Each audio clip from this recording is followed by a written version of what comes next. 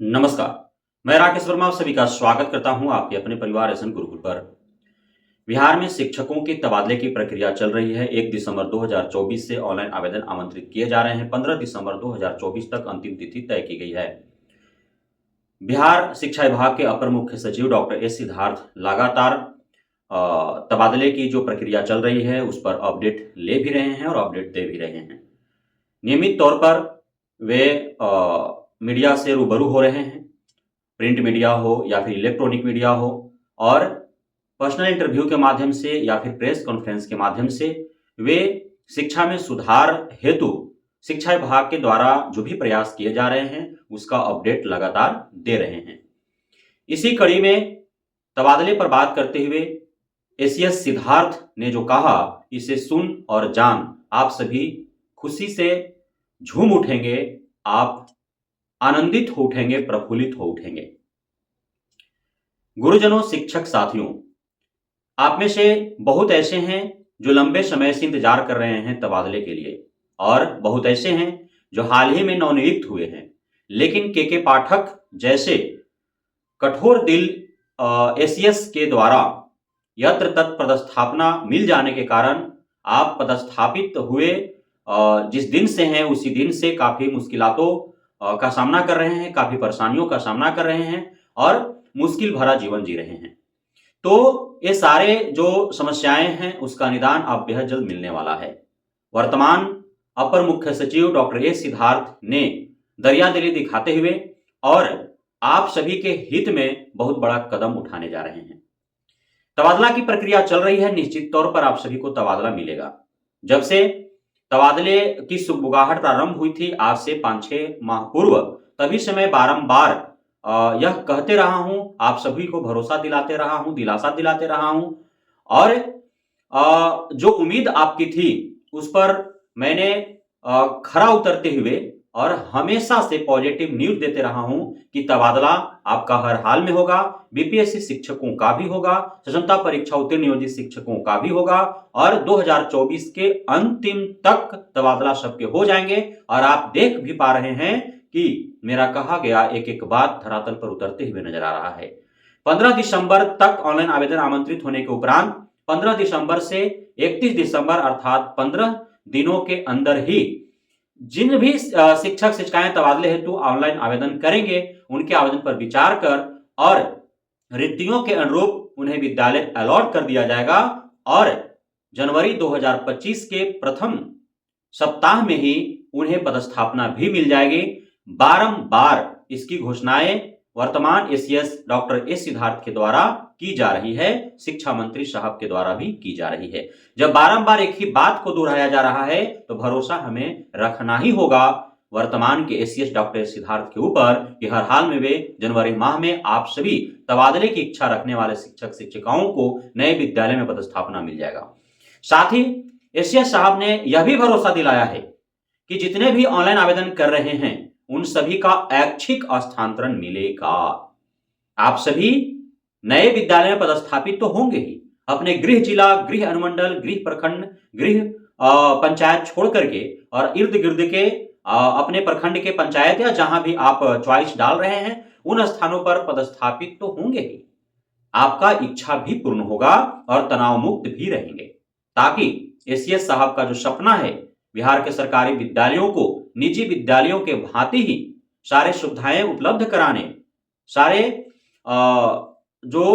लाभ मिलते हैं छात्र छात्राओं और शिक्षक शिक्षिकाओं को, जो भी साधन और संसाधन उपलब्ध होने चाहिए वो सारे उपलब्ध कर गुणवत्तापूर्ण शिक्षा बहाल कर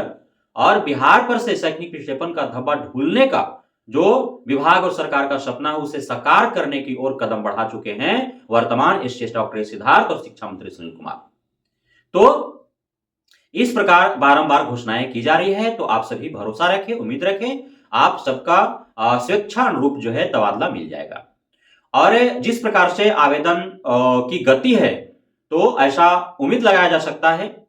आंकड़ों पर यदि हम बात करें तो 1.5 लाख के आसपास जो है ऑनलाइन आवेदन होंगे। तो 1 लाख ऑनलाइन आवेदन होंगे तबादले हेतु, और यह तबादले की प्रक्रिया का प्रथम दौर है।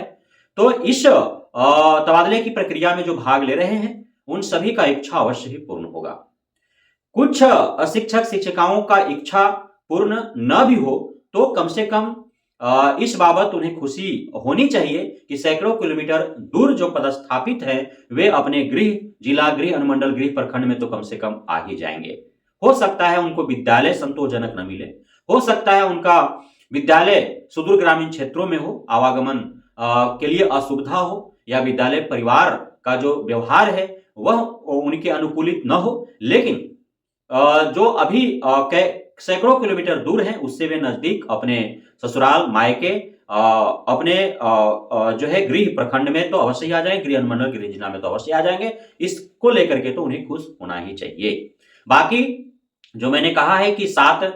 विशेष कारणों में से 6 कारण के आधार पर जो ऑनलाइन आवेदन कर रहे हैं उनको अवश्य ही फर्स्ट, सेकंड, थर्ड चॉइस में से कोई मिल ही जाएगा। बाकी 7वां जो दूरी के आधार पर आवेदन हो रहे हैं उसमें अत्यधिक संख्या में आवेदन आ रहे हैं, तो इसलिए वहां पे जो है महिला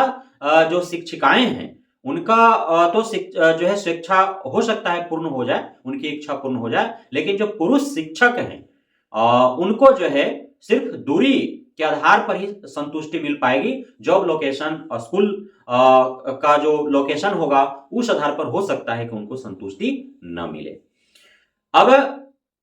इसमें जो है टीआरई 4.0 को लेकर के भी माननीय एससीएस साहब ने बहुत बड़ा अपडेट दे दिया है। उनका साफ साफ कहना है कि नए प्रकार से जो ट्रांसफर पोस्टिंग हो रहे हैं तो सभी शिक्षक जो आमंत्रित आवेदन जो करेंगे तो